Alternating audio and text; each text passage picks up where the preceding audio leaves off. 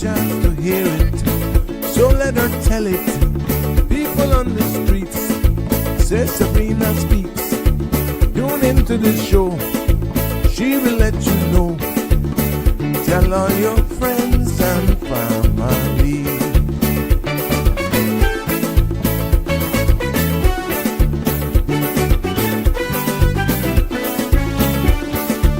Real talk is no joke. You get the news straight up from grassroots and concerns. You hear some people gone. So tell all your friends to tune in to Good evening, Cayman. I'm Sabrina Turner, and welcome to Sabrina Speaks, your daily dose of clarity, truth, and community insights. Every weekday from 5 to 6:30 p.m., we're tackling the issues that affect you. From national headlines to grassroots concerns. Whether you're in traffic or winding down your day, this is your chance to hear it straight and speak your truth. So buckle up, Cayman. We're not holding back. This is the show. We gotta let you know. Now we got to go.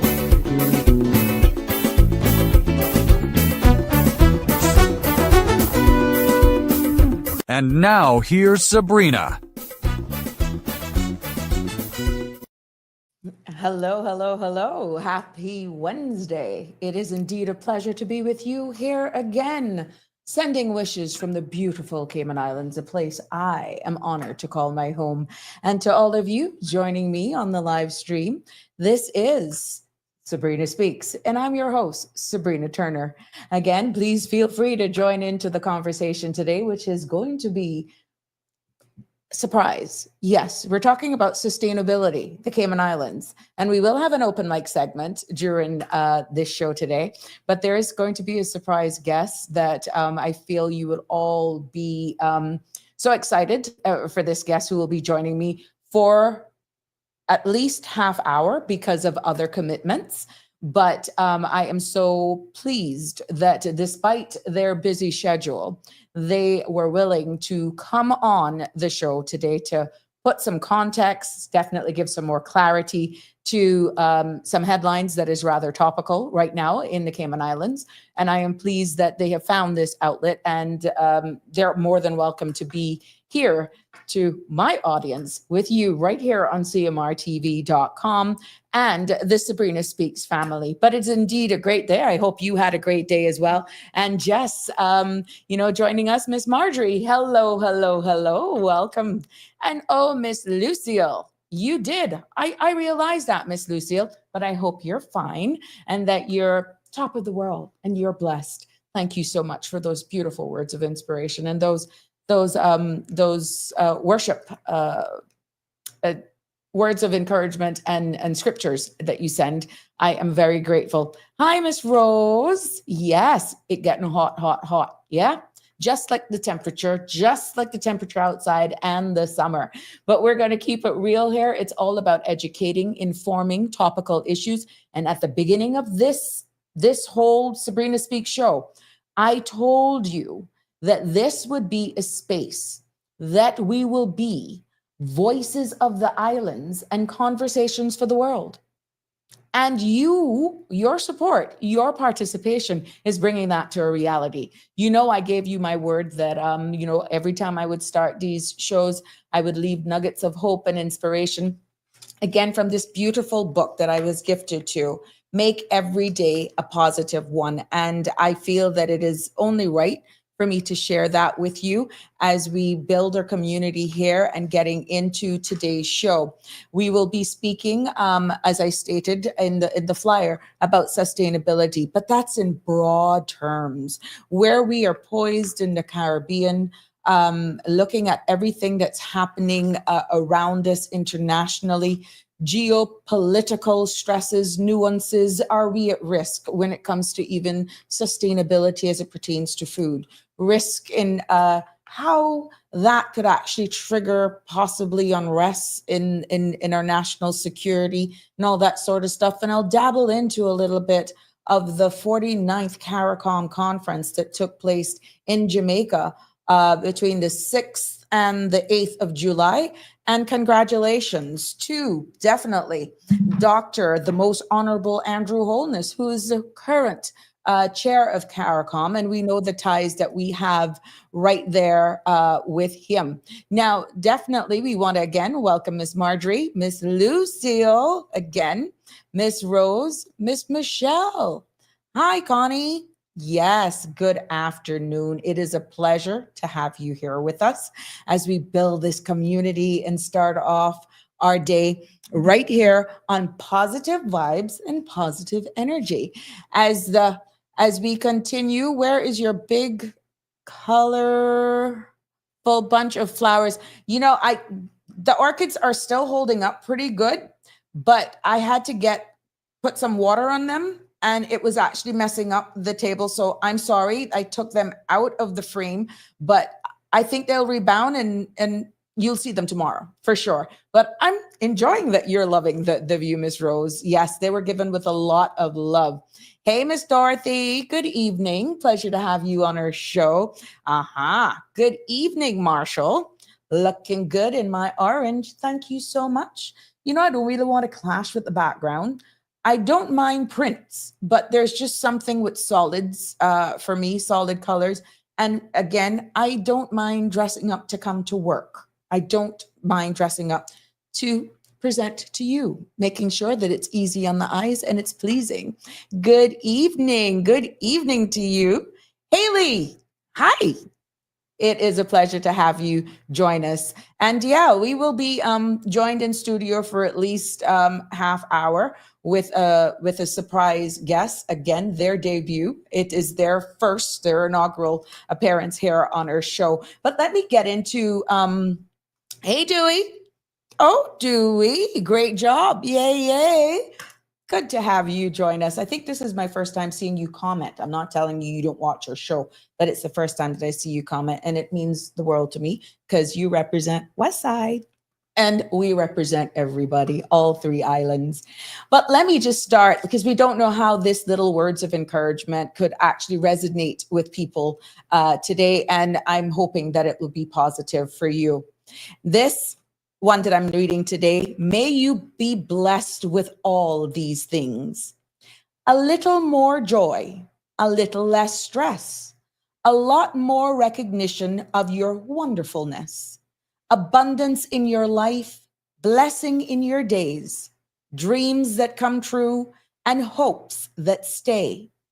A rainbow on the horizon, an angel by your side, and everything that could ever bring a smile to your life.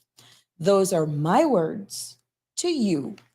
Compliments of make every day a positive one. And I felt it was very fitting to start off on that note as we welcome all of our guests here. Hi, Donna. Welcome. It is a pleasure to have you. And oh yeah, Miss Mackenzie's in the house. Good afternoon, my love. How are you? I hope that your Wednesday is going well. And look, we've made it midway through the week already.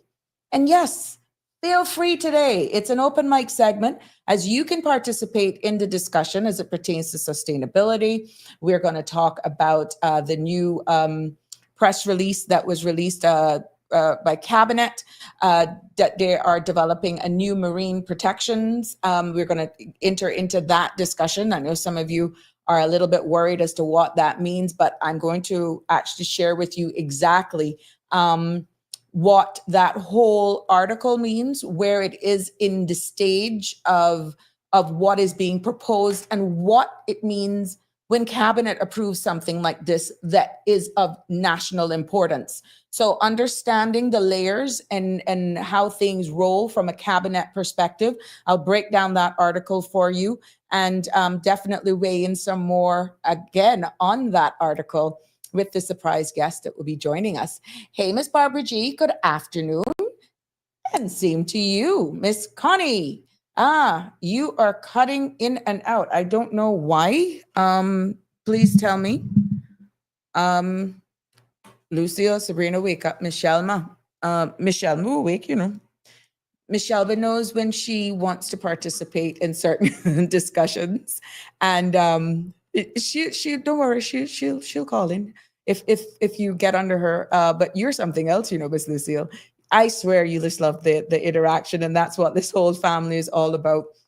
But yes, as we wait for our guests to join us and to just start this conversation, hi, Aliano. Hi, Aliano. Cayman don't have a lack of fish issue. These creatures aren't that dumb. They are all in the marine parks. Go take a good swim.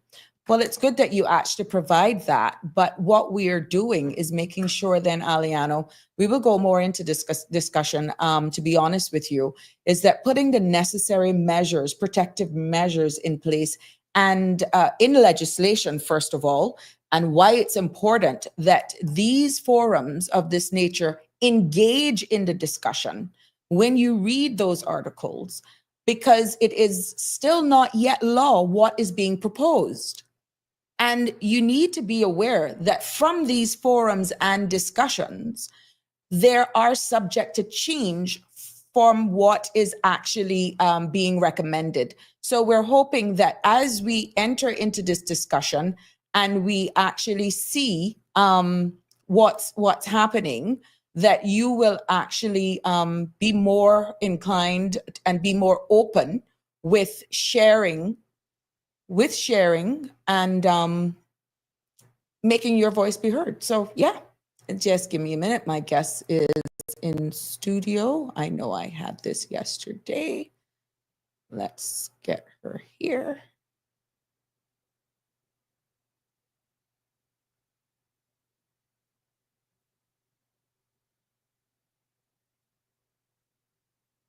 I gotta get my guest. 1 second for me.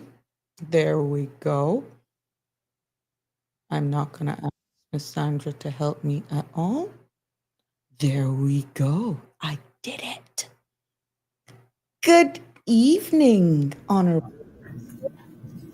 Good evening. How are you? Can you hear me? Yes, I'm hearing you loud and clear. And you know what? I didn't say a word. I told them I had a surprise. I told them I had a surprise.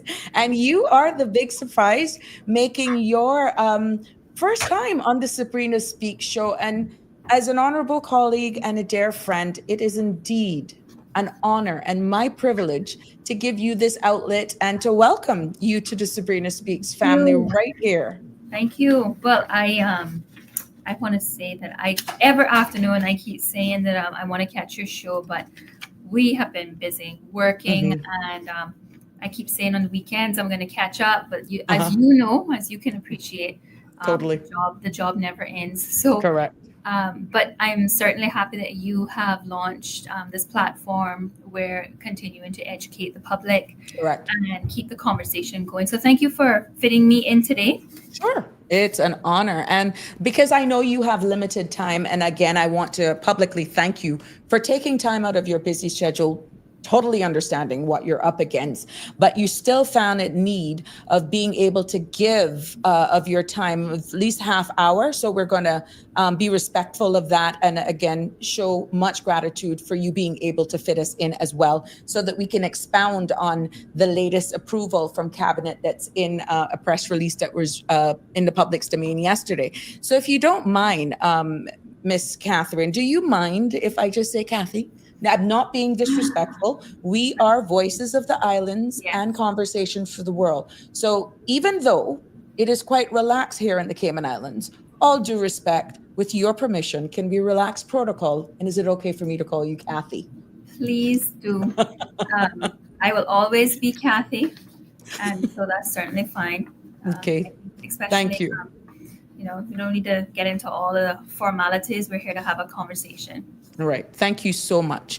Well, on July 15th, Cabinet approves development of new marine protections.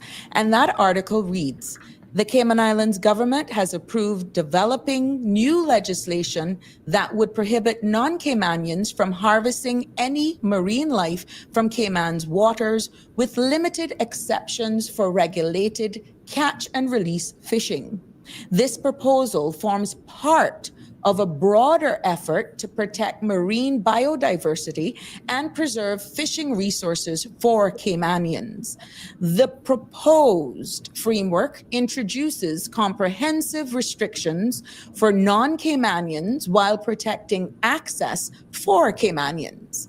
Under consideration are measures that would prohibit non-Caymanians from taking any marine species, including fish, conch, lobster, and other marine life from Cayman's waters. Limited exceptions may be established through a licensing system which would allow near-shore catch and release fishing of designated game fish and offshore catch and release for certain billfish species. The proposal also includes new protections for vulnerable species that would apply to all anglers regardless of nationality. Now, there's a quote here commenting on the new measures. The Minister for Health, Environment and Sustainability, the Honourable Catherine Ebanks-Wilkes, who we're pleased to have with us in studio, emphasized the importance of balancing tradition with conservation. And continued with the quote, our marine ecosystems are under increasing pressure from overfishing and climate change. By introducing additional restrictions, we are taking a proactive step to manage our marine ecosystem responsibly. These measures will help maintain the health of our reefs and marine life, safeguarding both our natural resources for this and future generations, end quote. Minister Ebanks-Wilkes explained, this is a proposal at the earliest stages of development. So let me pause right there for a second. This is a proposal, and it went to cabinet, which all of what is contained, and the majority of what is contained in this press release, I'm quite sure, was discussed at a caucus, then cabinet level. Correct. Obviously, the minister was able to actually get the support of other cabinet colleagues. Hence, now this approval by cabinet means that it is in the early stages of development. What the new proposed legislation is planning to, subject to your participation, is what I've read earlier on. But let me continue. Initiating legislative drafting is an important step. While the legislative drafting work is underway, government will consult with various stakeholders to develop the implementation and operational plans for the new regulations, including enforcement and managing visitor access through controlled catch and release opportunities. This represents the beginning of legislative process. No changes, as it currently is right now, despite this conversation is ongoing, have been implemented at this time. Now, the Chief Officer for the Ministry of Health, Environment and Sustainability, Mrs. Tamara Ebanks, emphasized the dual priorities. And, quote, our team will now begin the important work of developing and implementing these protections in a way that both safeguard our marine environment and respects Cayman's fishing traditions.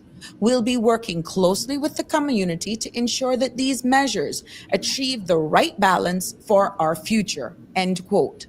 The Ministry of Health, Environment and Sustainability will begin a consultation period, and final regulations, this is key, and final regulations may differ from initial proposals once internal consultations have been completed.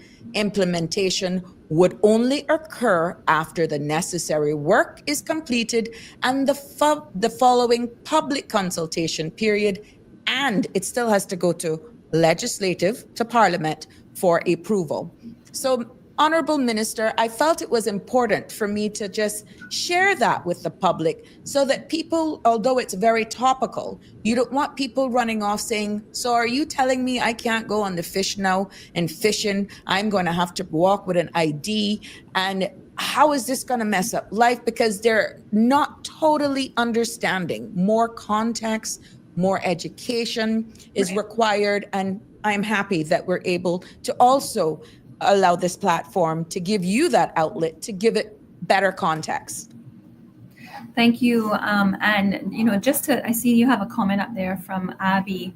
I think Abby touches on a lot of it here with saying that, we are seeing a decline in our marine life population, and certainly an increase in, the population of residents here. I think we're closely, I don't know what the exact number is, but I think everybody knows that we have a lot more people residing on the island now than we did before.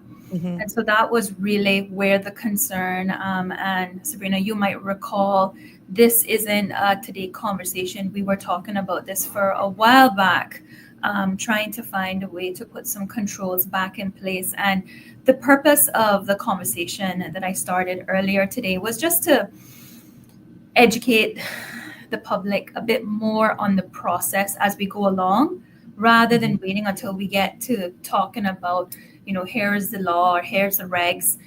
Just giving individuals an opportunity to get on board and be a part of, this change. And, as I was looking at some of the feedback that had come through the team today, I know that some people are of the view that there is currently regulations in place to regulate fishing off the shorelines, which is not indeed accurate.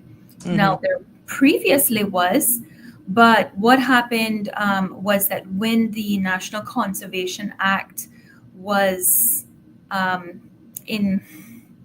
enforced, I'm trying to find the word, enforced, it repealed and replaced, I can't remember the name of the law, but a previous legislation which governed the regulations that related to fishing off the shoreline. So we are now back at revisiting the need to have some sort of restrictions, but also making sure that we do it in a way where the public is involved, because we need, as the press release says, we need to find the right balance. We know that, a lot of people come to our country, and one of our tourism products is fly fishing, deep sea fishing. So we certainly want to make sure that as we roll this out, this is something that contemplates all of those stakeholders as well as our, residents. And so that's sort of the approach right now. Is we're going to start a consultation process eventually.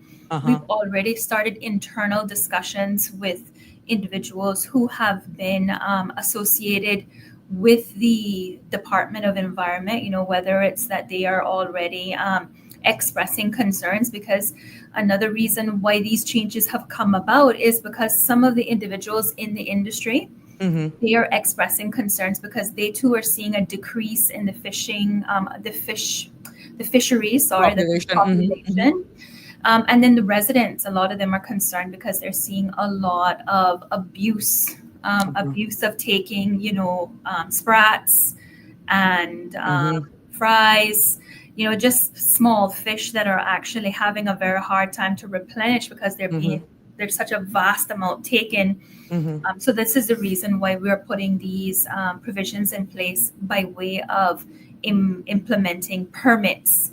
And the permit then would obviously be a way for us to generate some sort of income or revenue to help fund the enforcement mechanism, because that was another feedback that has been seen coming through the public as well. One of the issues is enforcement. And I think that's been a conversation that residents have been hearing, not just relating to this, but every single law that we have is oftentimes, as you know, it's not that we don't have legislation. Correct. We need to put more of a focus on enforcing.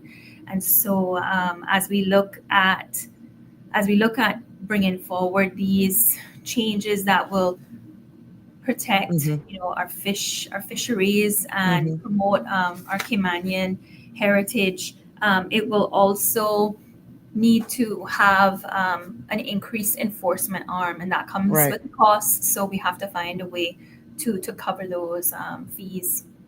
What would you say, Kathy, that in regards to those persons now who, despite you breaking all of this down, is Yeah. still worried that their income is derived from exactly this whole industry that we're making sure legislation is there to protect? What kind of surety would you give them that the process, one, is not so cumbersome, two, that it's so expensive that that may add another layer of debt to them already? I know we're still in discussion Yeah. phases, but I'm quite sure industry is, you don't want this certain conversations out there that is Right. coming from an uninformed perspective, which is Yes. why I just want you to break it all down Thank today. you. Thank you. And it's a good question. I think most people who are directly involved in this particular industry appreciate this. I mean, there's been so much feedback from residents around the island just saying thank you, because they are seeing the impact of not having controls in place. But to those, to answer your question, to those who are in this industry, this is actually a way of protecting the industry, protecting the fisheries. And again, going back to your viewer Abby's comment, this isn't strange. Just about every place that you go, if you are a visitor and you want to fish, the first thing you have to do is figure out where you can obtain a permit. And usually the fee is nominal. It's nothing really burdensome, and most individuals are prepared for that, visitors I'm speaking of.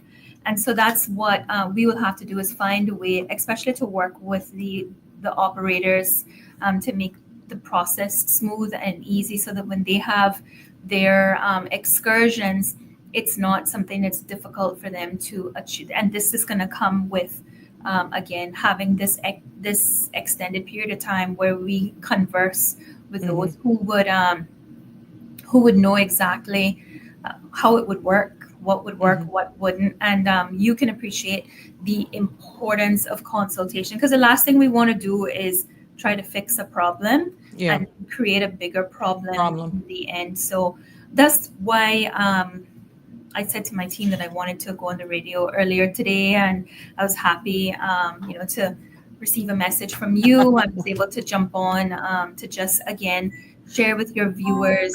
Okay, phone ringing now. Share with your viewers, a bit about what we are doing. And again, this goes in line with what we all campaigned about. Protecting Caymanians, protecting Caymanian heritage. It's in our constitution. We're not. Someone was asking, is this something that you would see as being discriminatory? Not at all. We are actually doing what we're here to do as elected officials, and that is to protect. And this is ensuring that sustainable access to Cayman's marine resources for Caymanians, while allowing limited access through transparent permit system is in place. And again, like I said, nothing strange. It's just something that we don't have in place. Yes. Good evening, caller. I was just trying Caller, you're live on Sabrina Speaks. Oh, good afternoon. Good afternoon, Minister. Good afternoon. I'm Catherine. How are you all? We're fine, thank you. Good. This law has actually been a law. I can remember when it happened many years ago. And it's there. So to be enforced is what is taking place now, because it's been a law. I spoke to it earlier. Yes, and I do agree there was regulations that were in place for a number of years, but the governing legislation for those regulations was repealed. So this is the reason why we're not just talking about enforcement. We actually have to draft regulations that now fall under the National Conservation Act. But you're right, there's certainly, and I think that's one of I'm happy to see that a lot of residents actually remember that there was a law in place. So the reason why we're talking about drafting regulations is because the regulations that were drafted no longer have any enforcement powers, because there's no governing legislation, or primary legislation, I should say.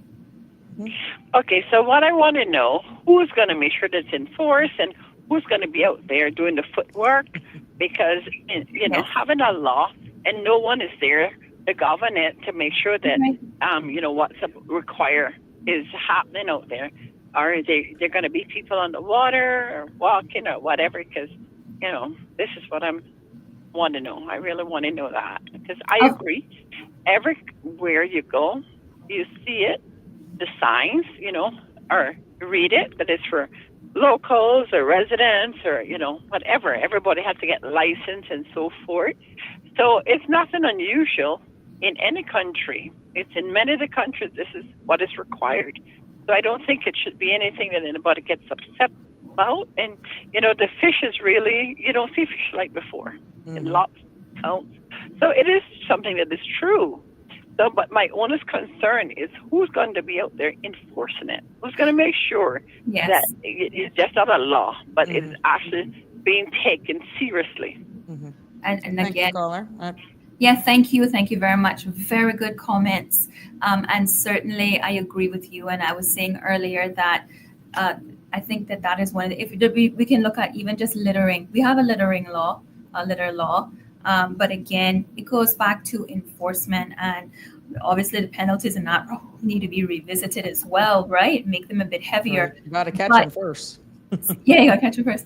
But again, the same thing. It's in every area. If we look at, all of our areas where we have laws in place, if we don't enforce them, then it really they don't really serve the purpose that they were intended for. So to answer your question, that is one of the discussions that we actually. That's what did she say something else? Or? No, we have another caller on hold. Okay, but yeah, just to say that the enforcement, just to wrap this up quickly, the enforcement would come, and it's going to have to be increased. And so that's one of the things that we will be looking at as we roll out the regulations is how does that work? Who is going to enforce it? Is it just going to be Department of Environment, or will this be something that other agencies can also get involved with, such as police and so forth? Police, that's the important of joint government agency approach, which is breaking down silos again to achieve the common good from a national level. Honorable Minister, we have another caller. Good evening, caller. You're live on Sabrina Speaks. Good afternoon, Miss Sabrina and Miss Kathy. Hello. Good afternoon. First of all, let me. Good afternoon. Let me first of all congratulate you, Miss Sabrina, on the show. I think you will add a lot to the conversation, not just because of your previous background, yes, but also now having been a minister and now being out here. I think your word will carry a lot of weight. Thank you. And of course, Miss Kathy now is in a second term, and you can see that she's much more familiar now with what her roles are. But let me just ask. I've got two questions to ask. I might have missed it, but where is the consultative process? Is it are the regulations? Is the legislation being drafted while consultation is taking place? Where exactly is that process? Or has the policy been firmed already? In terms of what's going to happen, I know that you are going to implement the measure, but in terms of the main elements of the policy, have they been approved by cabinet? Yeah. So the main policy objective is very similar to what was previously in place. We're not going to reinvent the wheel. So we picked back up sort of where things were at before, and we've approved drafting instructions on that basis. And then once that has been completed, we will then obviously include, so similar to how you would do with stakeholder engagement once a bill has been published, but certainly before, even though it's regulations, even before we move it forward, we want to make sure that, but we have been having consultation with internal stakeholders. So I hope that answers your question. Okay, very well, yeah, because usually, like, you would want to have the stakeholder engagement before you give the instructions, because if you give the instructions and then they draft something that is totally going in a different direction, when you come back to consultation, it can become very complex. But that's an issue I'm quite sure it will be advised on, and it will proceed in a certain direction. Now, second and last point, I was discussing with somebody, a friend of mine in Cayman today, about the legalities of it, because they asked me, they said, well, don't you think that there might be some human rights issues, like about discrimination? Now, I know that, Minister, you would get advice from the Attorney General on this matter, but I just thought that I should mention that in the course of the discussion I had with that person, we looked at Section 16, subsection 4A of the Constitution. As you know, Section 16 is the one that talks about discrimination. Yep. And my reason for mentioning this to you is that I won't venture to give you legal advice on radio, but it does appear to us from the preliminary discussion that the kind of discrimination which is being contemplated might be allowed by the Constitution, because Yes. it does say that you can't discriminate, but you can discriminate in relation to specifically charging of fees, and that is in Section 16(4)(a). I just thought I should mention that. I don't know if it's been mentioned in your discussions, but otherwise I'll continue to listen. Very engaging discussion. Thanks very much for taking my call. Thank you. Thank you Thank too you for for your feedback. participation. Yeah. Yeah, very, very much familiar, and you're absolutely right. And so we certainly have factored in that we do have the right in this regard. Anything to do with protecting, it's expressly stated in our Constitution, the people, the culture. I don't have it in front of me, but certainly we are not doing anything outside of our remit. And then Section 17 of, is it 17 or 117? I'm pretty sure it's 17 of the Constitution speaks to protecting the environment. I'm almost positive it's For Section future 17. generations. Yes. Yeah, yes. So that's where this is all coming from. So that's and I know the caller spoke a bit about doing a bit of stakeholder consultation before the draft and instructions. But again, this is a concern that has been raised by a myriad of residents. Every single MP has been asking for this from even last administration. So we're really listening to the cries of the people, and we all feel pretty confident that where we are headed with the draft and instructions is pretty much in line with what the people of the country who have placed us here to represent them are seeking for protections of. Now, I know this press release just went out pretty much hours, a matter of days. What feedback directly have you gotten thus far? I mean, you've been on a number of shows, but again, you represent a district that there's a lot of persons in the water sports industry. What has that been like for you? To be, I think to see the way that the public has responded gives a good guide that we are on the right path. There's been an overwhelming support in terms of, residents feeling that this is needed. Residents are really concerned about the fact that they're seeing a decline in every area in, the conch population. Yeah. Not really hearing a whole lot about the lobsters and so forth, but certainly wilks, just fish in general. So a lot of residents are really reaching out and just saying, thank you so much. They're reaching out to all the other members of caucus. And then, of course, they're extending, the feedback that they're receiving to the collective group. So it certainly feels that, like what I'd mentioned earlier, the concerns that everybody has been receiving as elected officials aligns with the approach that we are taking with rolling out the announcement that we have approved draft and instructions. Now, some of the concerns are coming in and it's delving or pretty much surrounding the enforcement arm. And I know you went into that aspect.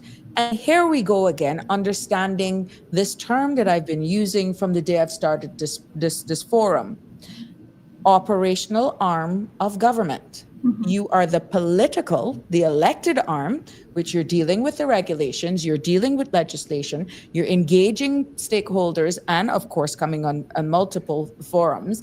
And at the end of the day, what a caller alluded to, and some of the commentary that we're seeing, it is asking about the enforcement side, Right. which is equal to the operational side of government.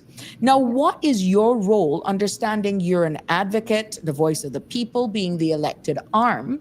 You're making sure that you can deal with your caucus and cabinet colleagues to secure the funding that should additional enforcement officers, be it from your ministry, Department of Environment, and maybe other government agencies, require the funding in order to make sure that the enforcement arm is actually done, is really where you come in. Yes, agreed. And I mean, I think that, it is the responsibility of the minister to, when you bring forward any paper, as, again, just sharing information with the public, anytime you're bringing forward a paper, there are a number of questions that you have to answer to the members, such as what are the legal implications? What are the civil service implications? What are the cost implications? And so definitely the enforcement arm would need to be strengthened. Yes. But again, we start with getting you can't make that prevent you from passing the regulations, because it sends a message right off the Understood. bat. You now have regulations in place and they need to be followed. So yes, it might not be possible to have the policing of this in the scope or in the Numbers. That you would want. But without legislation and regulations, what's the sense of apprehending if you have no legislation to hold to find them then? And perhaps after rolling it out and seeing how it's managed, it might be determined that it's really not that difficult to police, right? Correct. So we have to start somewhere, and certainly can't start with just saying that we're going to continue with the enforcement arm that is currently in place with DOE, because my staff is already,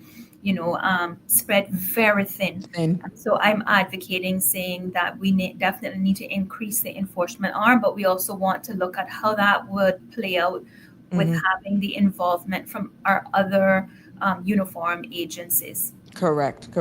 I think we have another caller. Good evening, caller. You're live on Sabrina Speaks.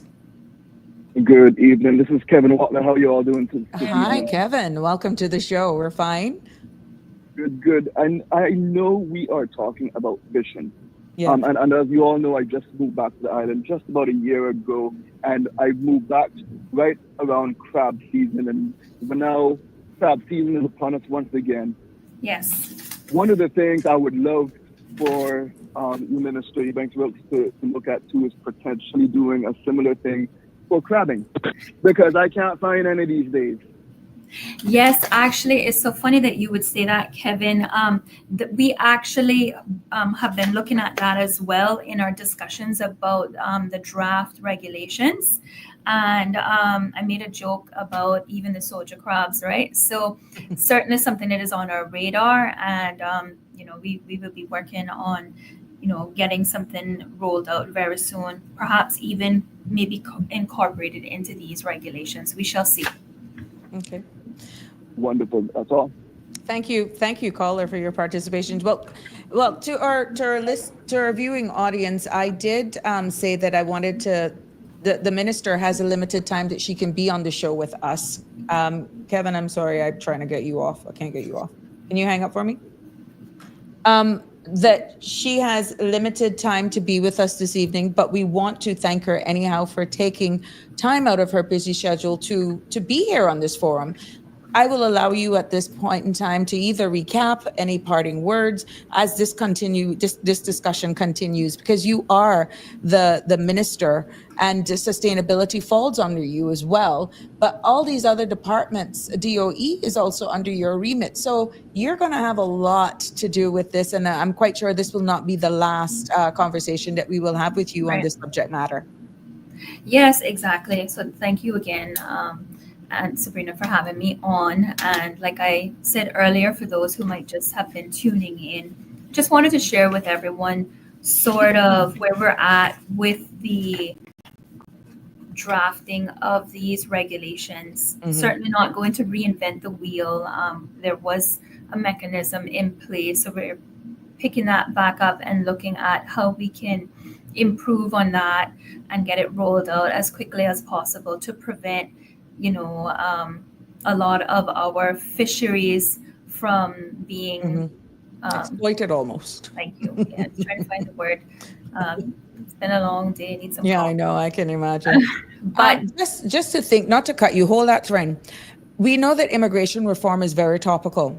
And Yes. in some of the verbiage used in this proposal, the recommendation, it talks about Caymanian. right. Make sure that the language now of indigenous generational Caymanian by status as well, to avoid this human rights issue and discrimination Right. that is, I'm thinking is creeping in. You have to look at other legislation where definition of the word Caymanian and that the language actually aligns. And I'm quite sure, not questioning legal drafting, Yeah. but sometimes you may only be thinking from the DOE perspective, not realizing the definition of Caymanian in one piece of legislation may not necessarily transfer over to this particular piece of legislation. So that's something to bear in mind. It is something to bear in mind. And again, going back to that bit, I think that's where now we will have to rely on looking at things from the immigration arm and seeing, one of the things we've been discussing is how do we track, is ensuring that we roll out an ID program it's going to look like probably phases. Yeah. But again, I can't really speak too much of that because that is Different outside of my topic, different ministry. Yeah, remit. exactly. So don't want to say, really what the plan is because we're still working on that. And the minister is, got a great plan moving forward in terms of how to roll out a ID system for work permit holders. But, again, these are the sort of things that we need to look at. And I must say, just not to digress too much, but I'm just loving all the feedback that's coming through from your viewers. They are certainly can see world travelers and sharing their advice. And it's awesome, to see where this platform is Exactly. to share information and also just show what other experiences that have been afforded to our local people has given them the insight to see. So this again is just a measure that we're putting in place to protect, the fisheries, the fish population. We have an increase, with the amount of people that are living on the island, which means an increase with the amount of people that are fishing on the shorelines. So we want to make sure that we are not being reactive. And as I said earlier today, I wouldn't want to hear 10 years from now, well, my God, how come nobody didn't put something in place when Cayman reached a population of 80,000 people that we needed to slow down, the way in which we were taking fish and conch and so this is just the beginning, and certainly looking forward to engaging more with the public. We'll definitely utilize your platform and perhaps get back on so that we can talk a bit more about some of the other exciting things that we're doing. But again, thank you for allowing me to be on. And to all of the viewers, I hope you all enjoy the rest of the show and have a lovely evening. And I look forward to returning soon. Definitely. It is a pleasure. And again, thank you. As this discussion will continue. Have a good evening. You too. Thank you. Thanks. Well, there you have it. And, publicly, I want to, again, say just thank you to the Honorable Minister for taking the time out.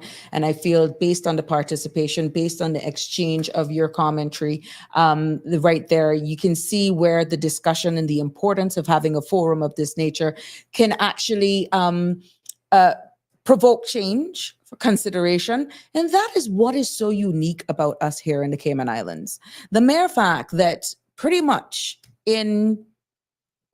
one phone call, you can have access to your elected members of parliament, and they can come on a forum such as this and other forums and engage with you directly.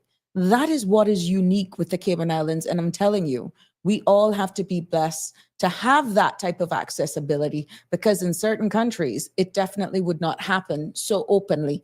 And, I welcome any minister, any member of government, anyone to this platform as we engage in educating, informing. And if it means we have to go and do some research and hold our elected leaders accountable and just respectfully engage like this, accountable in their representation to improve the lives and the quality of life for us here in our 3 beautiful islands, and maybe by extension, because we're not limiting it just to here.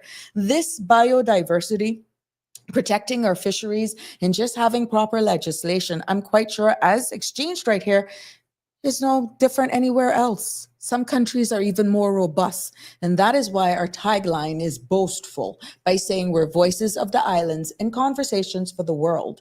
And, again, thank you for your feedback, but you're free to call in and expound on this more I'm quite sure that as this whole consultation period, continues and we have more discussions. You've heard the minister say that internally they have been discussing.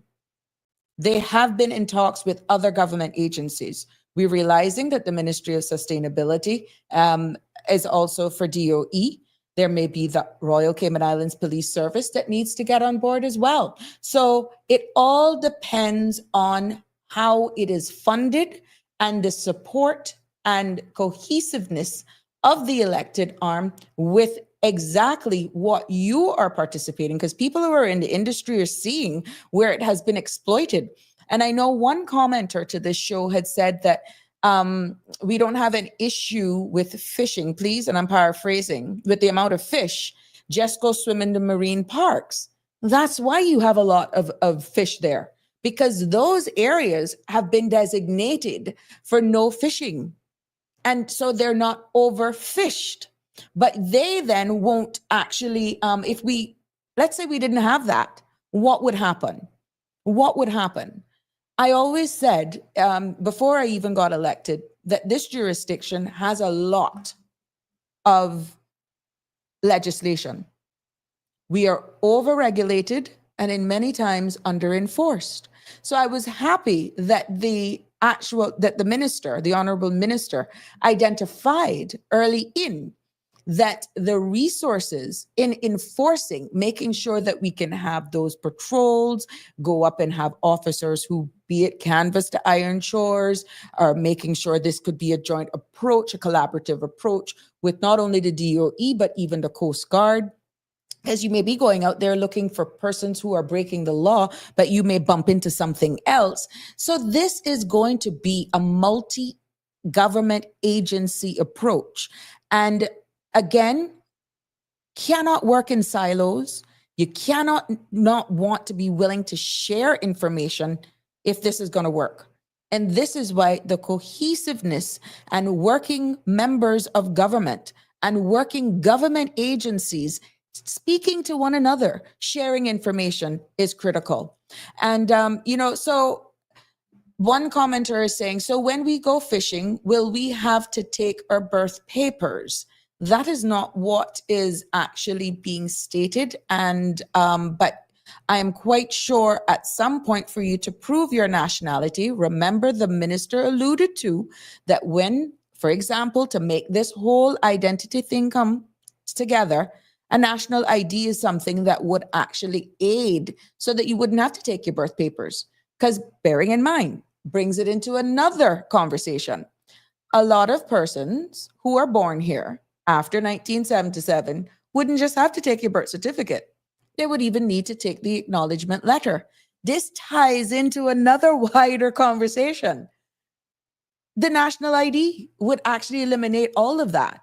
Remember, under immigration law, there is portions in that law where it says an ID is issued to work permit holders. To the best of my knowledge, that is not being done at this time. However, what is being proposed, and I'm hoping that the minister responsible for the launching of the national ID will actually resurrect that, and you will hear more about that and the benefits, because you see we're dealing with this actual environment issue and making sure we can manage this, where exactly the question that you're asking comes into play. How do I prove that I'm Caymanian? How do you distinguish a non-Caymanian aka a work permit holder, is that going to be a resident employment rights certificate spouse of Caymanian? Is that going to be a permanent resident holder here who got here based on residence? All of those different sectors. What about permanent residents of independent means, direct investment? National ID actually encapsulate all of that. And you would have one general ID, but this is based on what was being proposed. I will allow this new government to come to get all of their stuff together. Right now, they're working on getting ready, I'm quite sure, for a budget. They need to now start working on a budget. They're getting familiarized with their respective ministries as they actually start to represent you, the people. Because come to 31st of December this year, whatever funding that they have is done. This elected arm, this current sitting administration needs to now meet with their respective ministries, look at all of their national priorities that they want to actually try and achieve in that strategic policy statement that was tabled on the floor of Parliament. And for the next 2 years, because we have 2 financial cycles in a 4-year term, they now have to make sure that they can agree amongst themselves with what monies are available and try to look at the strategic policy statement for what they're promising they want to deliver to you, the people, that they can afford. That can be from a constituency level. It can be from a national level. It could be from the operational arm. You got your capital projects. You got just a day-to-day operational runnings. So to be very honest with you, if this is one of the things that they're saying we need to prioritize in order to save our fisheries, and they're establishing a fact that we need more feet, more boots on the ground, where does that stack in priorities? And if it is in a priority because of long-term benefits, then it's for them to work it out. And definitely the respective minister that is responsible for this, which we see who the minister is, the Honorable Catherine Ebanks-Wilkes, she has to bat to make sure that the department that will be spearheading this will make sure that she has sufficient funding, that should additional staff be required to get more boots on the ground, at least being the responsible minister that is spearheading this piece of legislation, she has to meet and get the support of her caucus and cabinet colleagues when it comes to budget. And some things may have to get shifted. Likewise with the immigration reform. Do they need more expertise in to help them roll this out? We don't know. I'm not going to speak for them. We have one caller. Good evening, caller, and welcome. You're live on Sabrina Speaks. Good evening. I want to ask a question because I remember greatly what she said, and I don't want to sound fool. But what a person had said, if when you go fishing, you got to carry what she said. No, it was a question. So the question was, when we go fishing, will we have to take our birth papers? That was a question. Oh, well, this is what I'm saying. When you say about the acknowledgement, to me, all of the acknowledgement thing is stupid. I don't know where they come up with that, because if you're born here, you are Caymanian. Mm-hmm. You can't get a birth paper in another country if you wasn't born here. So the birth paper is the acknowledgement, acknowledging that you are a Caymanian. To me, they might bash me for that, but that's stupidness that they come up with. Well, because I can't get a birth paper here. Anybody born in the Cayman Islands. I was 9 and I can't get a birth paper here. But my two born here, and then I was done it, and then I got if they say they're not doing it because they were born Georgetown Hospital, Grand Cayman, not Georgetown, Guyana. So that's stupidness. I will. I don't know who come up with that, but I do care. They could say what I say, but it could have been my dad, which he wasn't born here. But that's stupidness, because if you born here and you can show a Cayman birth paper, and you go up there and get it from the government house where they give it, this is where you born. So that should be enough to show that you are a born Caymanian. It is in our constitution and their immigration. But I don't care who put it, and the people put it there. So it is stupidness to me. I don't care who put it there. And I would tell whoever put it there, and they come to me, it's stupid, because if you wasn't born here, you can't get a birth paper here. So if you can get a birth paper in Cayman, saying that you were born here. You are a Caymanian. You shouldn't have to be natural, what do you call it? Acknowledged. Acknowledged.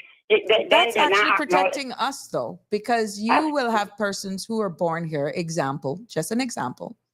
Let's say you have 2 non-Caymanians who are here on a work permit, just for context, and they have a child that was born here.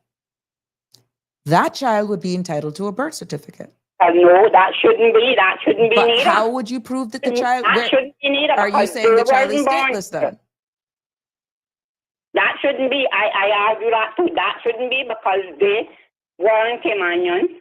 So what? Well, I can't because I'm not Caymanian, but Bill is Caymanian, and Jovita and Julian born here, and they get birth papers from here. So I don't know. To me, it's a bunch of crap.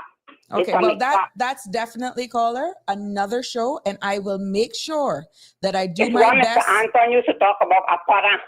What a pattern. I don't agree with it. I don't care who made the law or who put it in Constitution. It has been there for quite some time back in the day, but just for context, and again, I will be more than happy to make sure that I can get some of the persons who can delve into this piece of legislation, giving us context of where it came from, where it was derived, how it's impacting us today. I can remember Miss DaCosta, before her son died, she come out and they said to be in office almost fit to be tied, or her son had to be recognized as a king, and he born him. And I say, I think that's a piece of stupidness, man. I said, but do me come send your pressure, I know my two never done it. And anything that which they couldn't hardly get nothing because they must. We thought they were Cuban rockstars by having a surname Martinez. So I tell them about how change it back to Bush, like McKeever, but then they hate him so much, maybe they wasn't getting nothing either. So it's what it is. A load of crap, hogwash. But yes, I will make sure that will be definitely one of the subjects that we bring up here, because I know that is an Achilles heel to a lot of locals. A lot of native Caymanians, especially those who are two native Caymanians, two born Caymanians, who have their children, and because they were actually born after 1977, on or after the 27th of March, 1977, that they actually have to go through an acknowledgement process, which is in the form of an application to prove that you are a belonger. And again, this goes into the wider conversation of why immigration reform is needed. But again, to provide context, to go back into history, why did we have to get here? How did we get here? What was the thinking back then as to why why that would have been put in place? I mean, we thought the world was coming to an end in 2002 as well. Not 2002, the year 2000. Remember when everything was going crazy? And here we are in 2025. So when you look back and you even think of persons in the 1970s, the earlier forefathers, would they even have thought we would still be in this planet in 2025? When they were doing Vision 2008 and some of the recommendations that are still not implemented, we've had persons who are visionaries, who had foresight, that were doing Vision 2008. How much years before 2008?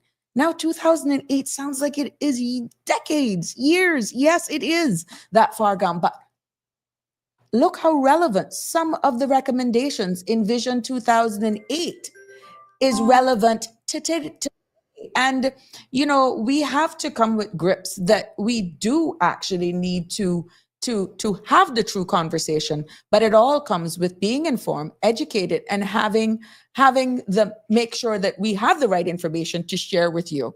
Well, one of the commenters, caller, I'm getting to you. Well, I from ya, my mama from ya, and my dad from ya. You're funny.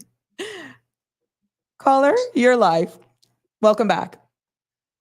Well, it's good to call back again. You were just saying, Ms. Sabrina, about how in Cayman you can always call your leaders and have direct contact, which is very easy in Cayman, as opposed to other places where one constituency is even bigger than the whole of Cayman. Yeah. The other advantage is that you can call a show twice and be given a chance to speak. So I'm just abusing that little privilege here. Until you block me. There's always a discretion at the end of that. Well, I wanted to say something about immigration. I'm very, very interested about immigration because when I was in government, I appreciated this the dichotomy between status holders and Caymanians, and how, to be frank with you, some status holders complicated my life. So I do appreciate a lot when Caymanians say certain things. First of all, my point is about immigration, three aspects of immigration. But let me begin with the legislative process. I just believe that the legislative process in Cayman needs to be improved. Not so much Parliament itself, which operates pretty much in a standard way. And at the moment, as you know, you would have been part of that process when they were updating the standing orders, and it operates very well. But when I talk about the legislative process, I'm talking about what you do with legislation from the point that you conceive of it, and from then how you consult, develop a draft, and bring it to Parliament, and then take it out of Parliament to bring it into force. Right. You see, that process, I find that people in government have never been trained about that, as a result, you find sometimes certain things leak, and they cause a political discussion, a political problem. And then sometimes you find instructions are given to draft, but consultation is still taking place. Now, that is not supposed to happen like that. And I just believe that the successive governments have not done their best to try and make sure that people are taught in that process. Now, I developed a course way back on the legislative process in Cayman and wrote a little book, and I had the chance to teach the course with the largest class I had was, I think, with planning. And you won't believe how people who have been in government for a long time just didn't know that certain things are not done in a certain way.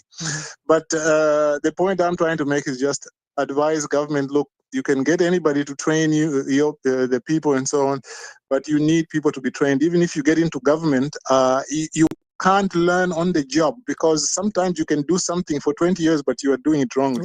But let me apply that. Let me just apply that now to immigration. I just believe that the way it was rolled out was very poor. The premier came out and made some statements together with the deputy governor, but then there were certain key aspects of the policy which were unclear. People were saying, well, when you say it's not retrospective, what do you mean? And it has turned out that actually what the government has been saying, I can tell you here and now, about legislation being retrospective, technically, legally wrong. And the acting deputy governor, who was acting at that time, Miss Gloria, was continually misleading people and saying, hey, look, if we apply this law to people who are here already, it is retrospective. Well, first of all, technically, legally, that's wrong. So I don't know where the Attorney General was when the statement was being made. Secondly, even if you make laws that are retrospective, so long as you make it clear in the law that this is retrospective, it will stand in court. Even in England today, they make laws which are retrospective. What the courts always insist is that if you want to make a law that is retrospective, you must be clear in your language. If you leave any doubt, then the interpretation by the courts will be that it's not retrospective. So I'm just disappointed that this statement was made. I think in Parliament, I think she mentioned that the word retrospective about 8 times, and then when she went on another show, again was talking, in the same way. I think it's misleading the public. But last 2 points. I just find that although they have put all these measures, they are in the process of putting these measures in place, I think when you look at the magnitude of the legislation and how important it is, they should have prepared, first of all, a consultation paper, a real one, not the one which was the last government, which was just a short not form point. They should have taken a consultation paper, take it to the government, to the public, and then discuss it. Because there are 2 things that are missing from the current immigration suggestions. One, there are no targets.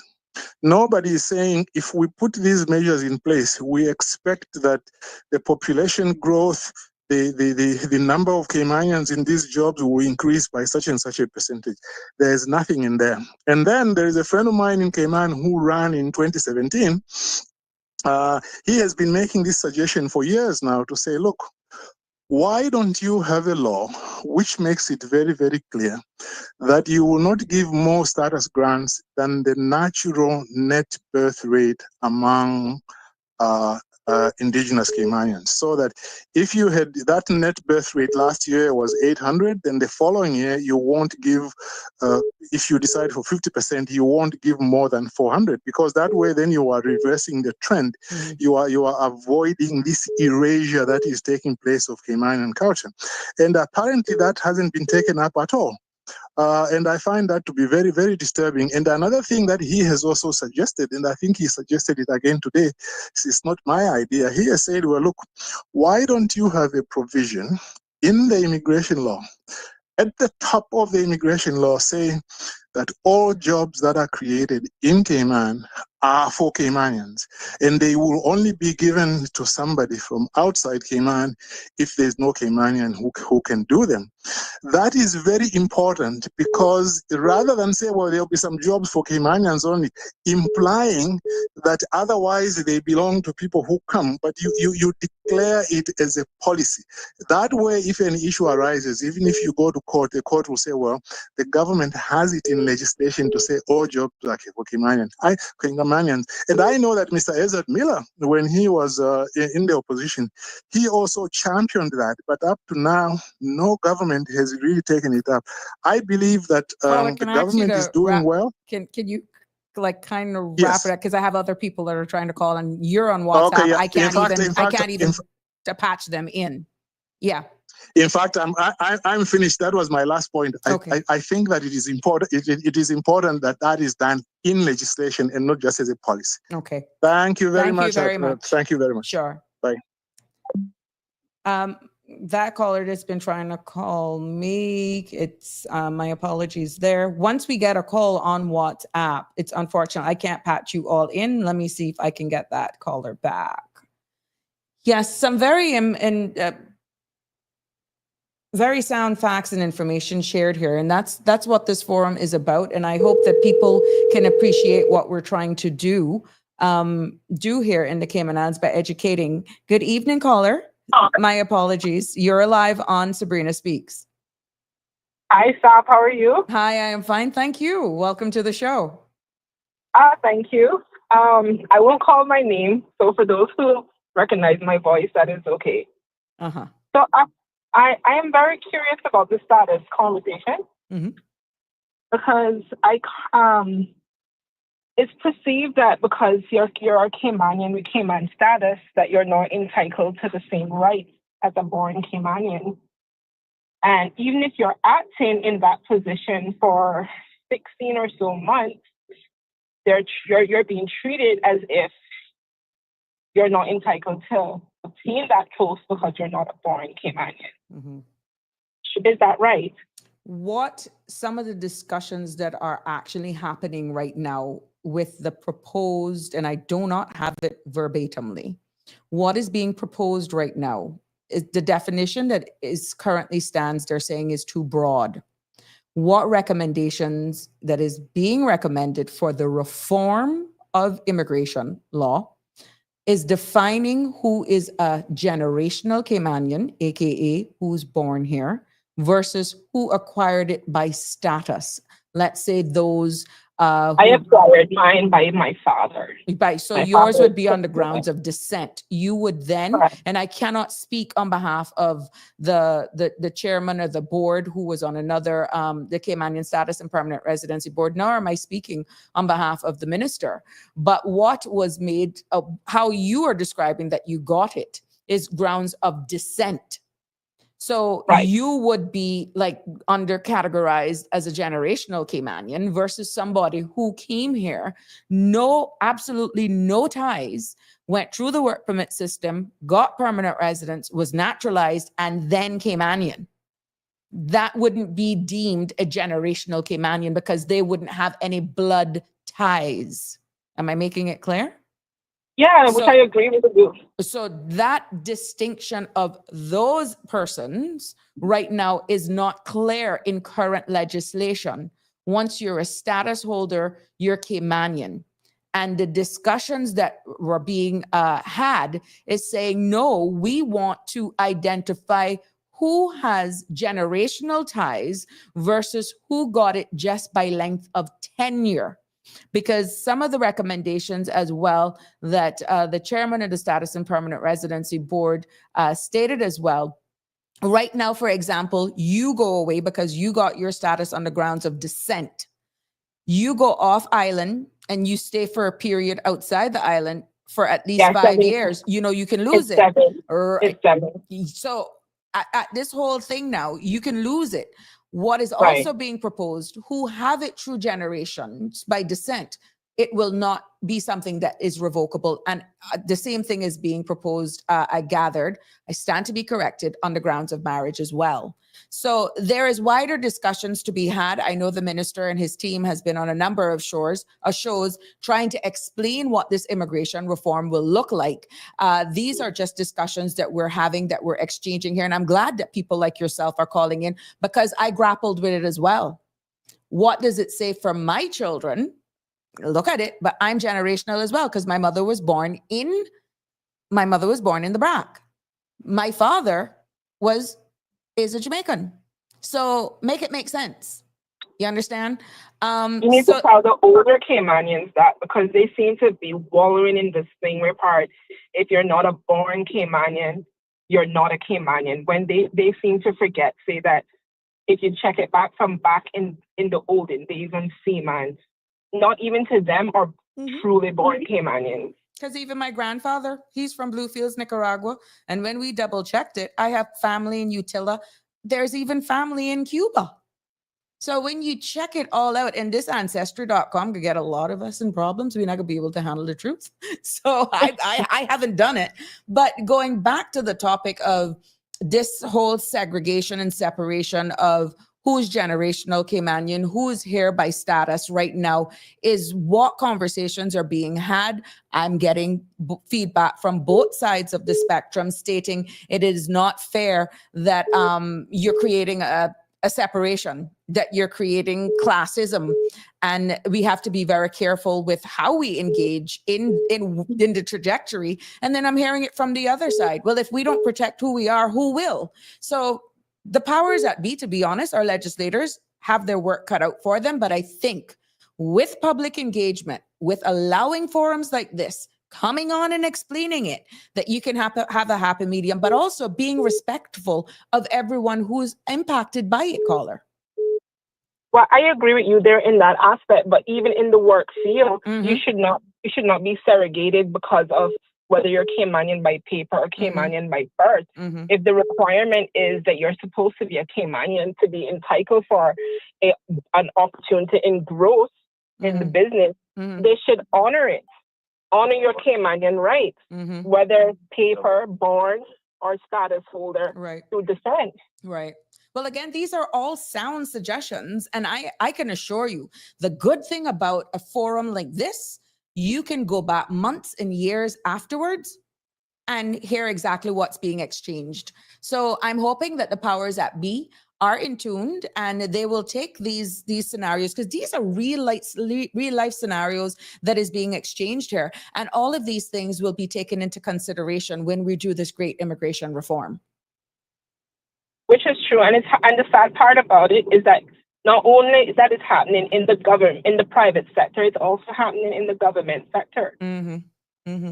Well, I know Mr. Manderson was on yesterday and there was some breaking news. I know right here on CMR TV.com. He said something yesterday, and I don't want to misquote him, but I think that was the first time something was said here where it's actually protecting certain positions or jobs just for Caymanians in the civil service. And that was breaking news right here yesterday.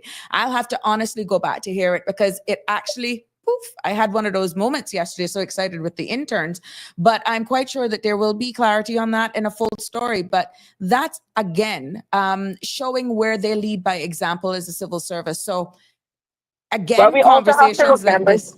Pardon me? We also have to remember, too, that when we talk about civil service, we have to remember public service as well. And public service includes authorities. Correct. Statutories. They also need to understand so that they cannot segregate. Yes. The segregation and the whole, it's almost, we don't want to be that type of society. And that is my fear. And I could be honest with you, it is a fine line. It's a delicate dance. But then the other spectrum of people will say, well, what are they talking about? It's time that we stand up and protect ourselves. That is why the name, this Caymanian protection law, has to be put back. No, immigration law. We want to protect who we are. So again, it's a balance. Respectful of everyone that I know this immigration reform legislation will impact some way, somehow. But as a community, nationally, this topic is of national importance. And I am so happy that you're brave enough to actually engage with this and air your concerns, because I'm quite sure you're not alone with your concerns being shared here this evening. I guarantee I'm not. And we want to create this as a space so that people can hear. There's nothing wrong with airing your concerns. And this is what this space is for. And I welcome you. I want to encourage more persons to call in, to air, to give examples, real life examples. And there is no silly or dumb question. If you even want to use your particular situation as a scenario, well, then what will happen to my children? What will happen to my grandchildren and their children? Where does it stop? This forum is for that. True. Thank you for opening up this topic, because of course it's very close to heart. And it is very emotive as well. Before being elected to political office, my former life, I was, of course, an immigration consultant. And I've had clients, to be honest with you, that they had to do the acknowledgement process for their own children in order to get a government education scholarship. And I had to do that for mine as well. There you go. But let me tell you something. It irked some of my Caymanians so bad that I would get a call and say, Miss Sabrina, just tell me what you need. Here's my information, or send me the information. Just get the forms for me to sign. I mean, you could hear that disdain that they actually had to do the process. But I understood where it was coming from. It was that bad that they didn't even want to even fill out the form. And that was where I came in, because unfortunately, it was a process that had to be done in order for their children to get the scholarship. But this is a sore point, and I don't think we can talk about this anymore, that the government needs to do something so that we actually alleviate this. And if a national ID, as they say, will actually make this a pill that's easier swallowed and pretty much takes it away, then let's have that discussion then. Let's have that discussion. But for more and more, I'm hearing the angst, the anger, the frustration that I have to do this in my very own country. I think the time is now. No more talk. Let's get action. True. Yep. Anyway, thank you, Sab. Thank you for calling in. Without you, this show would not be a success. And I'm looking forward to hearing that voice again in the future on other topics. And sometimes you can call in and bring it up. We're going to take it on. All right. Thank you. You're more than welcome. Bye. Bye-bye. Yeah, so it is something. And, when you look at where, as we continue to grow as a society, we really have to, these are difficult conversations that are going to be have to be had. And there are going to be some difficult decisions that are going to have to be made, even from the political level. But the key is, when you have national support meaning you can get a testing, some semblance of testing to know where your public, where your Caymanians, where your populace, how they feel. If you can get a sensitive check on that, then you don't have to be scared of making decisions fearful of a 2029 election. That's not making no sense. They want representation, yes, but you're elected to make some tough decisions and have some difficult conversation. What I am getting from the public, include me. Include the public. Forums like this, you don't need a referendum for everything. These are forums that can save you millions of dollars. Let's go to one statement here. The government should have created a department to spearhead this instead of putting the responsibility on the people. They have all the documentation. Why are we giving them what they already have, is what I'm thinking that. Well, again, this is why I am I'm actually opening the doors for them, the respective departments and ministers whose remit this would immediately fall on to come here. I mean, you can see what our stats are like. There's no telling whether or not we don't have the algorithms to prove that this is a platform where people are tuning in, they're being informed, the way things are being delivered, the way things are being conducted, that anyone is welcome to this platform. It's about the subject matter. It's about the subject matter, getting the message out, educating and informing and allowing you to participate, just like we're going to allow this caller to participate. Good evening, caller. Welcome back. I had a call back. I agree with Aliano. He said, I can't remember what he said. My mama from ya, but my papa not from ya, but I am a Caymanian. Well, okay, I gotta say, my kids, mama not from ya, but the papa from ya, but they are born Caymanian. Where they got send them? Where they got send them? If they're not Caymanian, where they got send them? They're not and going I get anywhere. my things from father, born South Sauna, bush from South Sauna. My dad, father. My mother was South Sauna. I hear one of my family at the hospital. They're sick now. I got called in, poor thing. I hope he's dead. Somebody come look for my husband this morning. Tell me he up then. And I talked to him a couple of weeks ago. But they had done him give out sometime that he was dead, but he not dead. But I understand he's sick bad, and I got to go look for him. Okay. But I can tell you, and I don't think he'll mind me saying, is the native captain, Paul Holston, that gives history on the radios. I family to him. So what I got to do with my two children? You see, these are real experiences, and I They experiences. got saying that, and I agree with that girl, the last caller before me. If her, she got it to her father. Well, my father wasn't Caymanian, but my daughter's father was Caymanian. My mother was Caymanian. I come here in 62 when I was 9. I was here 4 years and 8 months. I went to school. I went back to Banaka. I come back in 1973, and I've been here ever since. And I got naturalization, and I got Saru, is Miss, what she name used to say, but I get it. William Knowles Bush. I can go up. I got his birth paper under my bed mattress, but I can go at Glass House tomorrow and pay $10, whatever. Tell him the date he was born. He was born July 88 or something in 1988 and get it.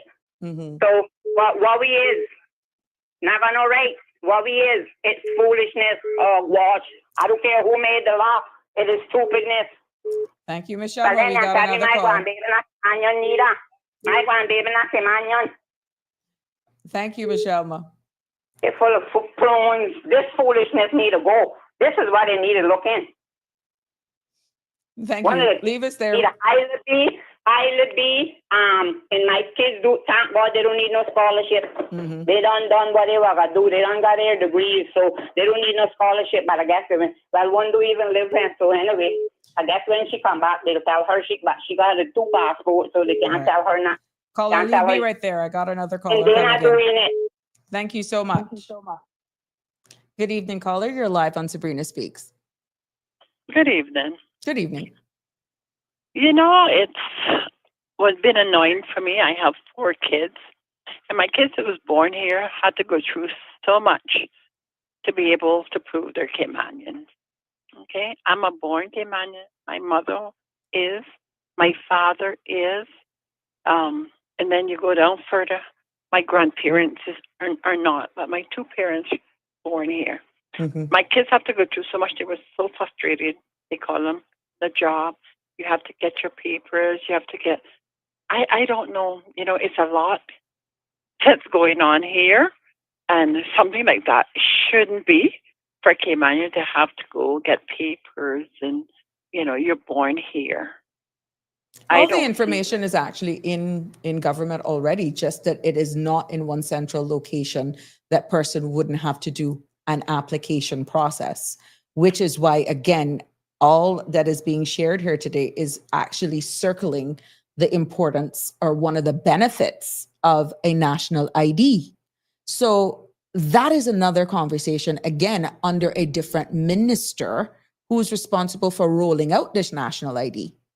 So there are two, you see the importance then of communication between 2 ministries or more ministries and multiple government agencies working together to meet to alleviate this problem. So hearing you, the outcry from the people and the operational arm requires communication, effective dialogue, and willingness to listen and to execute, make it happen. But this can go away, but there is a process, and that is why I am inviting anyone, if it's constitutional change that is needed, if it's immigration regulations and laws that has to be amended, let's go back in time to find out why and how we got where we are, that today we're saying everyone has to go through this process to make it make sense. Okay? And then how can we remedy it so that we don't feel further disenfranchised by being a belonger? Yes. And then the thing is, someone was telling me the person that was born here, they had no issue. And they was right there, and they were born here. So, that gets this caused a lot of animosity. Yes. These are the things that cause animosity in this little island, because people not born here, they get papers, and then I guess the papers show them Caymanian, and you're born here, and they're asking you to prove that you're Caymanian. So, those things frustrate people. And it would have to, and then you got to go dig up papers, you got to find this, you got to find that, and then they got to send it back for you. And during this time, you're waiting to do something, that you need to get done, or you're waiting for a job. And now everybody, you actually apply for jobs, they're asking you for these documentation. Acknowledgement, proof that you're Caymanian, Which again could be solved with a simple ID. Simple ID. They need to resolve it, because this is cause a division, because people get angry about these things, and, they feel like, why should I have to go through that? And someone that's never born here, they don't have to go through it. So, they shouldn't take it out on the people, but it's what it is. You know what I mean? It brings animosity, and they need to figure out, like you say, whatever it is it takes, they need to figure it out.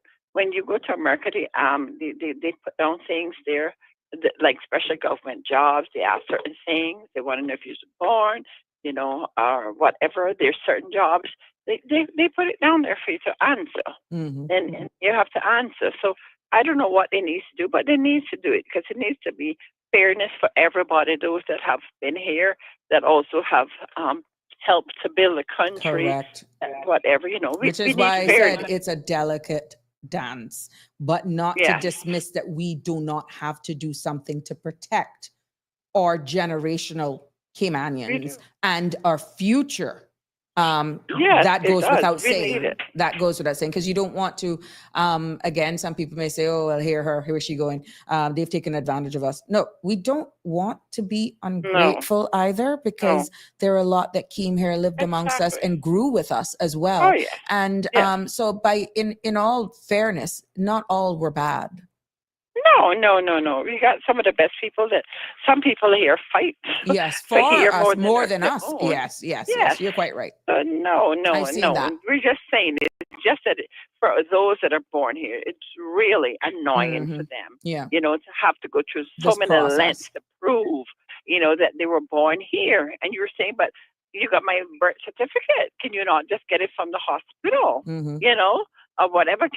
It says Georgetown Hospital. And so forth. And that's not enough. Everywhere else in the world, your birth paper shows where you are, and it's enough. But here, that's not enough. But we're not an independent jurisdiction. We're a British Overseas Territories citizen. So even if you're born here, that doesn't make you a Caymanian. And there's a reason why I say that, because when the experts come in and speak about nationality, they can dissect that even more. A lot of people are thinking because you're born here that you are a citizen here. Going into even the issuance of a Cayman travel document. I will say a Cayman travel document, because that's exactly what a Cayman passport is. It is a travel document. It does not make you a citizen of the Cayman Islands. Hold on 1 second, caller. Siobhan, I'm going to try and merge you Yeah, there we go. Am I here? Are both of you hearing me? I can hear you. Let me. I can hear. Oh wow! I did it! I did You it! did it. I Yeah, I did told you it! you would get it. Look at ya! 3 minutes Look at over. ya. Three Look at ya. minutes. 3 minutes and You got it. overtime, and I get it. I get it. I get it. I Malo? get it. Malo? Hey, Siobhan, joining into the conversation. 2 callers on this, Yeah. my first time merging a call. Woohoo! I just wanted to chime in here. I just wanted to chime in here, and I think it's a wonderful discussion that you guys have going today in respect to this issue. It's something that greatly pains me, irks me, annoys me, and I don't think there are adequate words to address how frustrating it is. One issue that I don't think I saw or heard, and forgive me if I missed it, I've been kind of in and out, is this acknowledgement. Not only do I find it demeaning and offensive, I am myself, and I think 2 of my siblings, my 2 siblings are affected by this piece of legislation. In most countries in the world, I can't think of, I think there's only one other one, and I won't call the name because I could be wrong, that will issue a passport for a non-citizen. Passports are the ultimate citizenry document in most countries in the world. Cayman somehow is the exception. I am so offended that I would have to take my Cayman Islands passport down to the immigration, have a letter that says this individual is acknowledged as a Caymanian, and they will stamp in my passport, my Cayman Islands passport, by the way, that I am a Caymanian and I have rights to reside here. It's just a travel document. A lot of people don't understand that as a definition. I understand that definition, but what I'm saying is, if that is the case, then why does this not happen in the UK? Why does this not happen in the US? People are kicking up their feet about Cayman not having birthright citizenship. The UK doesn't have it either. The UK doesn't have it either.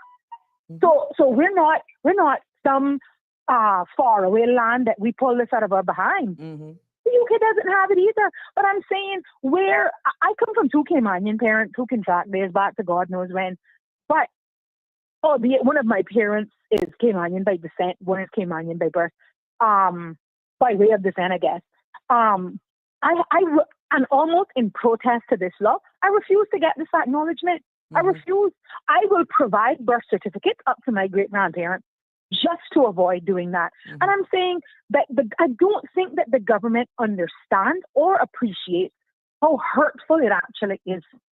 How hurtful it actually is. And it only really became a thing, I would say, since maybe Hurricane Ivan, around about that time, is when I noticed the prevalence of, well, did you get your acknowledgement? We didn't even know what that was. We didn't even know what an acknowledgement was, because it was typically reserved for, in my experience, Caymanian men who had children with foreign women who they weren't married to. So we were like, this don't apply to me. This don't apply. And then the only time that you become, in my case, only become aware of it is when you apply for a local scholarship or you apply for a job. And they're like, are you Caymanian? As far as I know, here's my Cayman passport. Here's my Cayman passport. I mean, for me, it's such an easy fix. But it's like they would rather piss off everybody and make that piss us off. Because like I think a few callers prior to me said, people who are status holders have a way to plainly identify their Caymanianness. Me now, I gotta go back to when Methuselah donkey walked the earth. This is unacceptable. This is unacceptable. And successive governments have just kind of grazed over it. I had an incident where a young lady, while in the same problem, wasn't aware of it until it was time to apply for a scholarship. And you don't have this. Well, you don't have this. This is unacceptable, and it's such a low-hanging fruit that every government, and granted the government's just come in, but this government, prior government, nobody saw the need to fix it. No, but hold on. It actually is and would be a subject that should be on the top if you are saying so we're too. going to do immigration Immigration reform. So That should be let me tell a you, top this should priority. be on the top of the list. Absolutely, but it's such an easy fix. I'm not sure why it's not like check, make a list. I will make it for them if they need help with that immigration reform.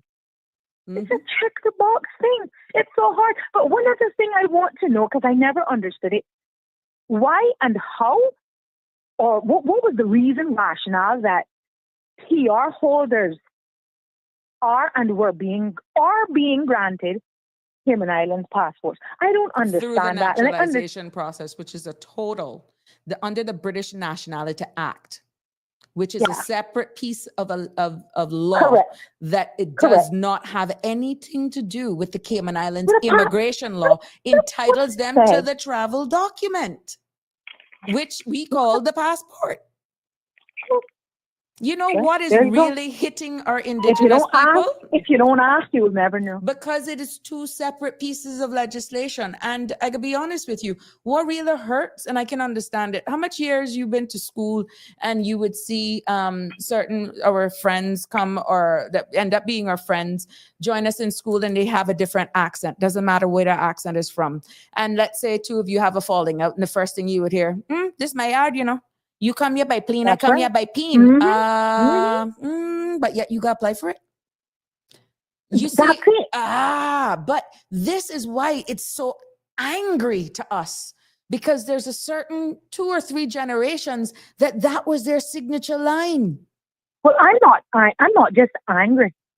I am like in protest to that piece of legislation. My sisters have given in and gone and gotten it. I refuse. I have 2 Caymanian children. I'm a Caymanian as far as I know. And immigration is saying, well, you're a Caymanian, but just come let us tell you that you're Caymanian. We'll give you an official document that tells you're a Caymanian. No, thank you. No, thank you.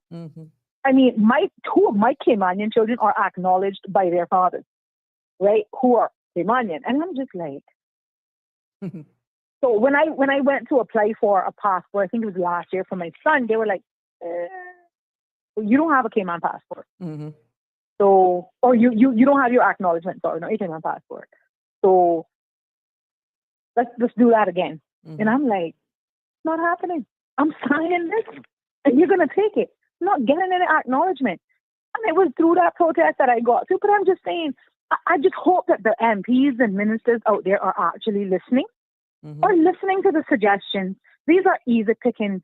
I am offended. As a Caymanian, I am offended that I would actually have to go through that.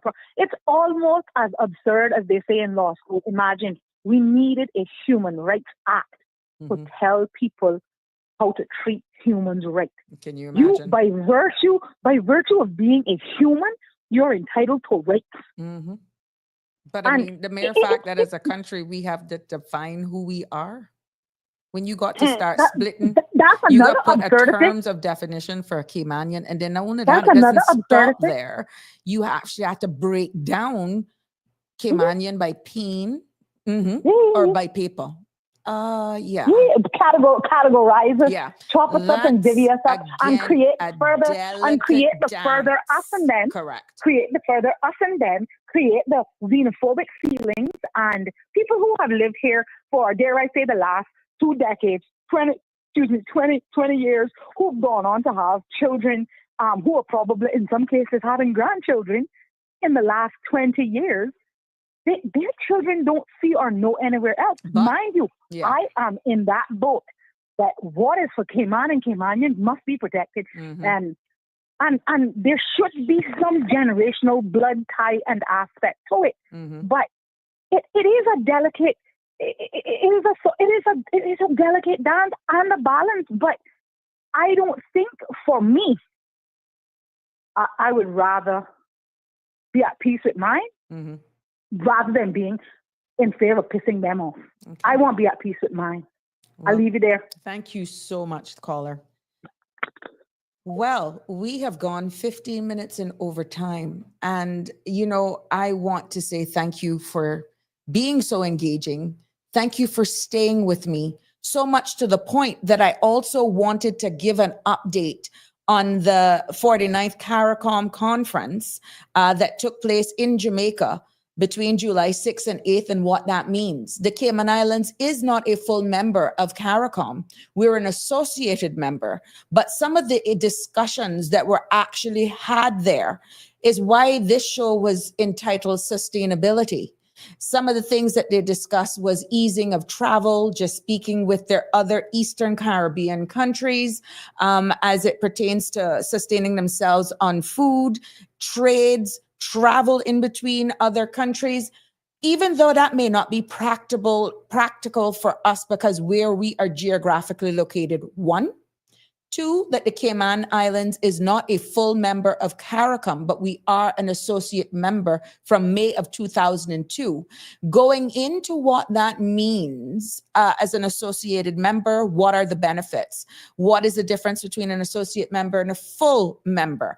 What countries are full members? Why isn't the Cayman Islands is a full member or not? Is what I wanted to get into today. But it is quite interesting to see with everything that's happening geopolitically, meaning what's happening around the world and where the Cayman Islands is geographically located, food sustainability, national security, trades, and all of that sort of stuff. We're not immune from the Eastern Caribbean or the Northern or the Southern Caribbean when it comes to sustainability.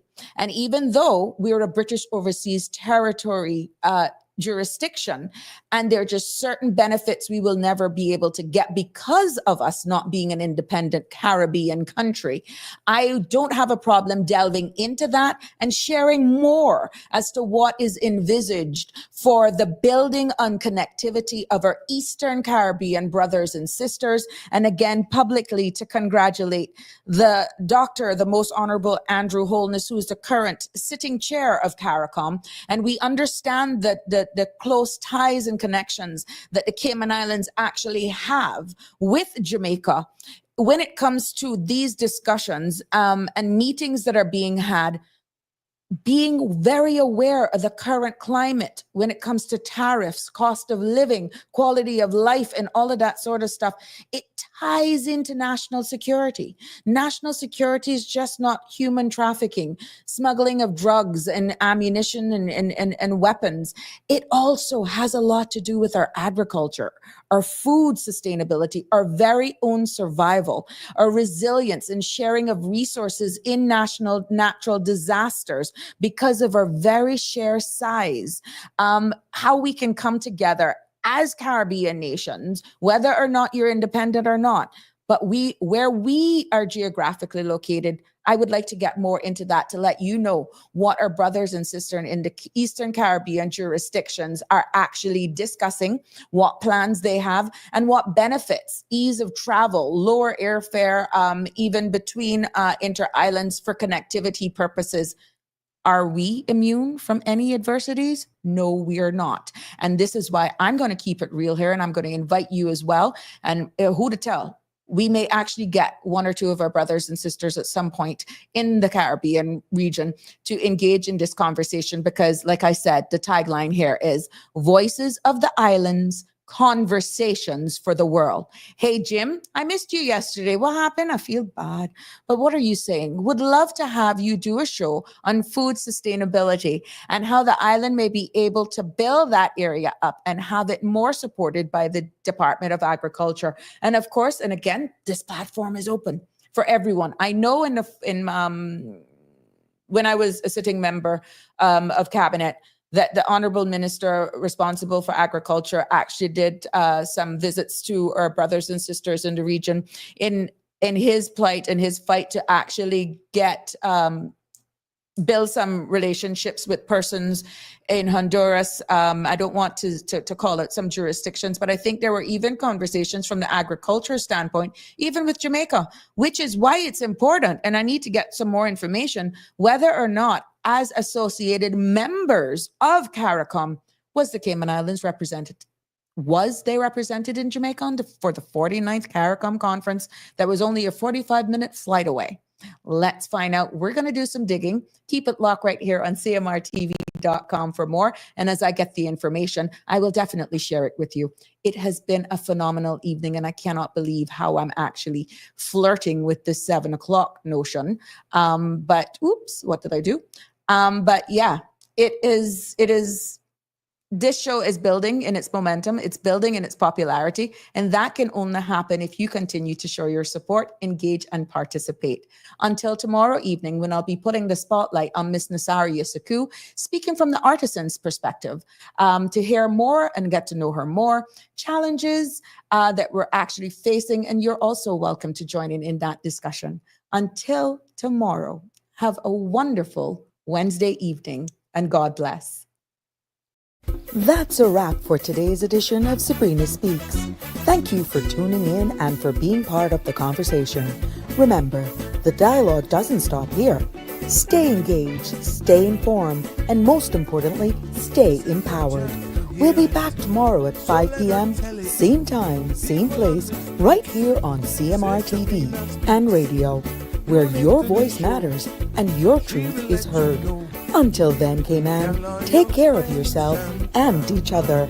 That's it for today's edition of Sabrina Speaks, where your voice matters, your story counts, and your truth is always welcome. Join us weekdays from 5 until 6:30 p.m. right here on CMR TV as we dive into the topics that matter most to you. Catch the show live or on demand at cmrtv.com. And don't forget to follow us on Facebook, YouTube, and Instagram so you never miss a moment. Until next time, stay informed, stay engaged, and always speak your truth.